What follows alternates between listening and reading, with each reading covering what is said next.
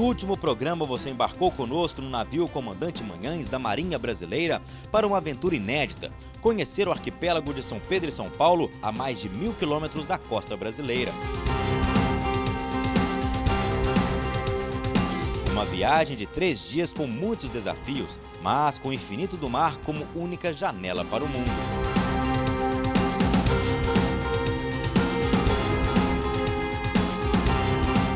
No programa de hoje estaremos desembarcando em terra firme para conhecer este patrimônio brasileiro.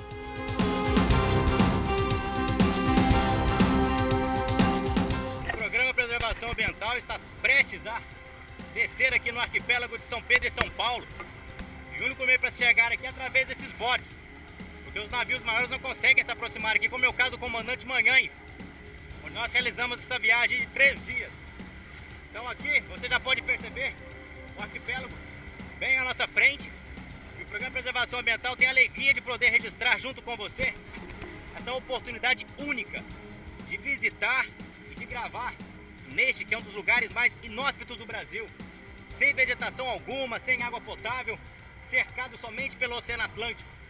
A gente costuma dizer que esse local está localizado bem no coração do Atlântico. Então a partir de agora vem com a gente para que a gente possa viver junto essa linda experiência de conhecer tudo aquilo que diz respeito ao arquipélago de São Pedro e São Paulo. Um verdadeiro patrimônio natural, um santuário ecológico brasileiro localizado no hemisfério norte. É isso mesmo, nós ultrapassamos a linha do Equador. Deixamos o hemisfério sul, estamos no hemisfério norte. Estaremos agora desembarcando nesse arquipélago lindo e maravilhoso. Foram 3 dias de viagem em alto mar, 3 dias aí numa expectativa muito grande. E eis que agora o programa Preservação Ambiental está aqui, prestes a desembarcar no arquipélago de São Pedro e São Paulo. E você, vem com a gente!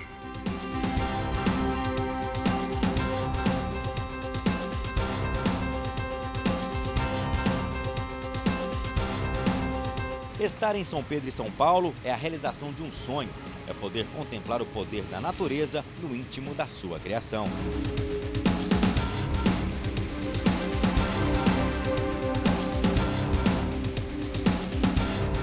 Muita gente desconhece, mas a jurisdição brasileira sobre o mar que banha nosso continente vai muito além do que os olhos podem ver. Estamos falando da Amazônia Azul, que se estende oceano adentro.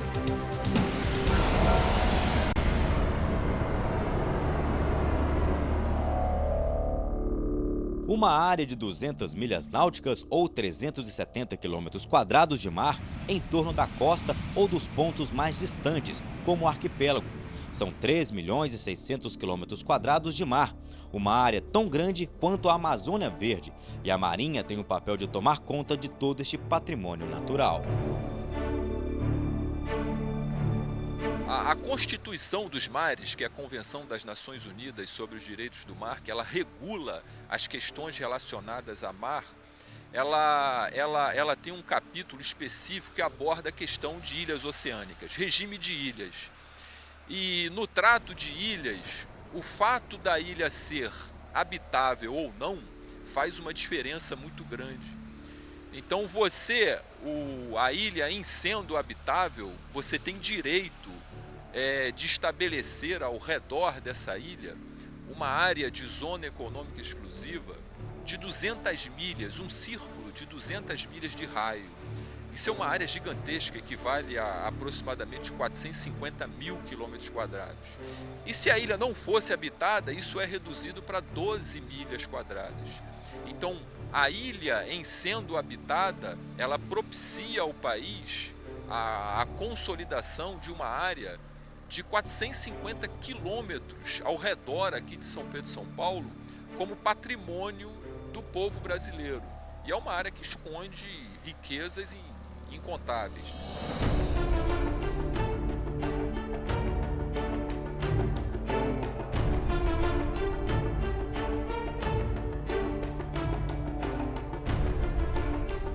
Mesmo tão distante da costa, pode-se afirmar: o arquipélago é brasileiro e nossa bandeira traduz a pátria que aqui existe.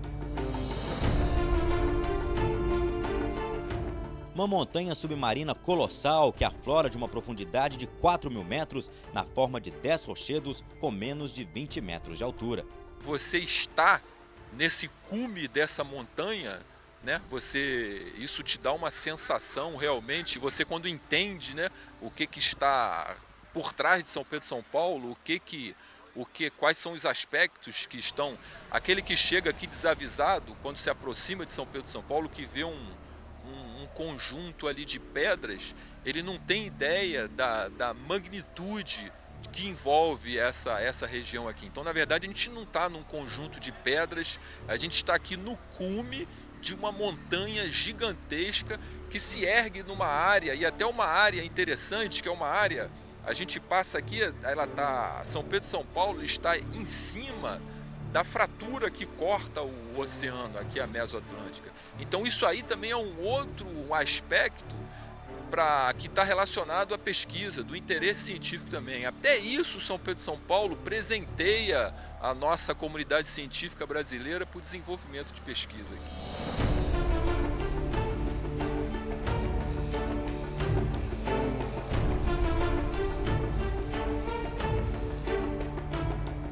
Sem praia, vegetação, água doce, nenhuma sombra e ameaçado por terremotos e alagamentos por ondas gigantes, o arquipélago é rico em fauna. Funciona como refúgio e área de reprodução de aves e dezenas de espécies marinhas.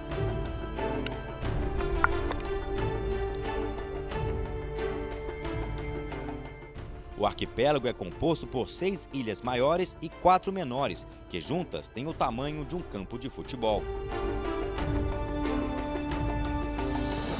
Quando nós chegamos aqui no arquipélago de São Pedro e São Paulo, nós temos uma noção daquilo que é verdadeiramente esse lugar. Nós estamos bem no alto de uma montanha colossal que se ergue a partir de 4.000 metros de profundidade. E ela se forma aqui a partir de várias ilhas, que toda essa porção de pedra que a gente vê aqui equivale a apenas 0,5% de tudo aquilo que é essa cadeia de montanha que está aqui de forma submarina. E é engraçado que o ponto mais alto dela, que ela ergue a partir da superfície, chega no máximo a 18 metros, que é justamente onde está localizado o farol. E aí a gente acaba por se perguntar, como que um local como este, inóspito desse jeito, diante de um sol que realmente castiga devido ao calor, no meio do Oceano Atlântico, é capaz de proporcionar vida. Aí a gente percebe aquilo que os cientistas, os estudiosos dizem, que este local ele é um ponto crucial para a reprodução e também a permanência de várias espécies de aves marinhas, que são os atobás, são as viuvinhas, e tem uma espécie de caranguejo também, o caranguejo aratu. Mais para frente a gente vai estar falando um pouquinho sobre essa biodiversidade que existe aqui. Então a gente percebe que um local como este, perdido no meio do Atlântico, mas que hoje é encontrado e faz parte daquilo que é a nossa porção de terra brasileira, ele acaba se tornando de maneira muito estratégica a nível de pesquisas, a nível de estudos e a nível daquilo que diz respeito até mesmo a essa imensidão do Oceano Atlântico.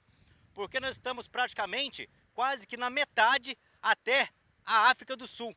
De Natal até o arquipélago de São Pedro e São Paulo são 1.100 quilômetros. Daqui onde nós estamos até a África, se não me falha a memória, são pouco mais de 1.800 quilômetros. Nós já estamos no hemisfério norte. Então daí você imagina a importância do Brasil habitar num local como este, que é próprio para estudos e pesquisas, e ao mesmo tempo trabalhar aqui tudo aquilo que é essa biodiversidade marinha. E graças a Deus o Programa de Preservação Ambiental está aqui, podendo registrar junto com você tudo aquilo que diz respeito a esse arquipélago de São Pedro e São Paulo. E gente, realmente é um lugar muito inóspito mesmo, onde o sol castiga, mas a gente tenta na medida do possível, com a ajuda do boné, protetor solar e tudo mais, registrar para você um pouquinho da vida que permanece aqui e, é claro, também dessas rochas que compõem esse arquipélago maravilhoso. Vale a pena muito estar aqui e eu tenho certeza que você em casa também está vibrando conosco.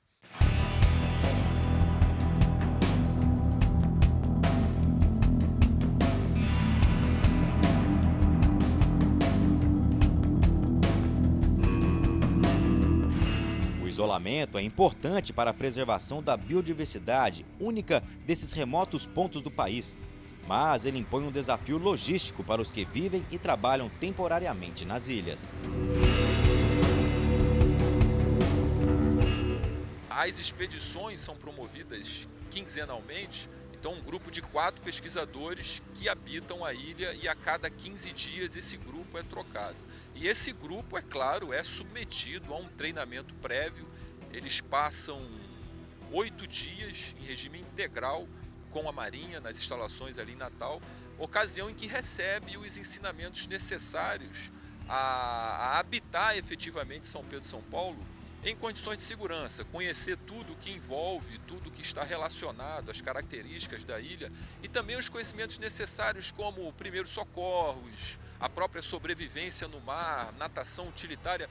Tudo isso é abordado durante esse treinamento, de forma que o pesquisador, quando ele efetivamente integra a expedição, ele chega aqui em São Pedro e São Paulo, ele chega pronto e capaz para habitar a ilha durante os 15 dias sem maiores problemas.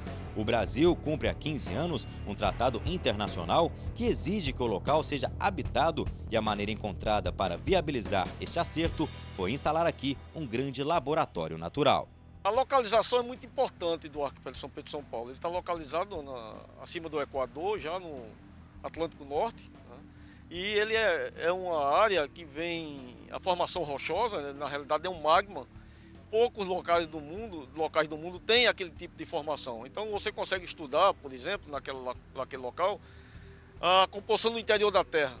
Então, para vocês terem uma ideia, aquele que emerge na superfície lá é o que existe a 15 quilômetros do fundo do mar.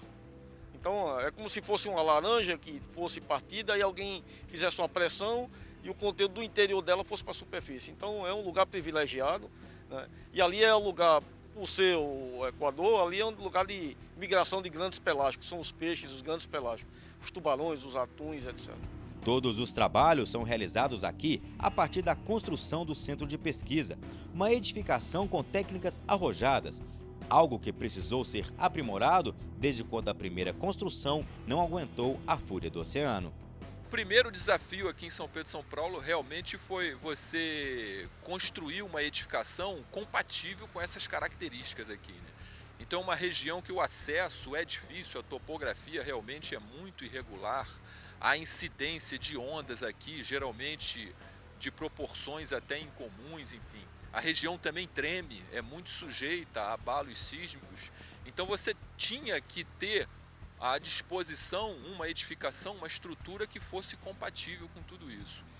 Então você, para chegar à estação científica, isso levou-se muito tempo de análise, um grande grupo de estudos reunidos, enfim, universidades, centros de pesquisas, a coordenação do projeto da estação científica é da Universidade Federal do Espírito Santo, a concepção do projeto, e temos a participação de inúmeros outros atores, a própria Marinha, claro, o aparato logístico da Marinha é quem viabiliza operacionalizar tudo isso, mas há a participação de dezenas de outros atores na esfera do governo para tornar esse sonho, habitar São Pedro e São Paulo, realidade. Os pilares sustentam a construção e a ajudam também a absorver os tremores na região. Olhando por dentro, o centro possui toda uma infraestrutura de casa, como quartos, cozinha, banheiro e telefone via satélite, bem como acesso à internet.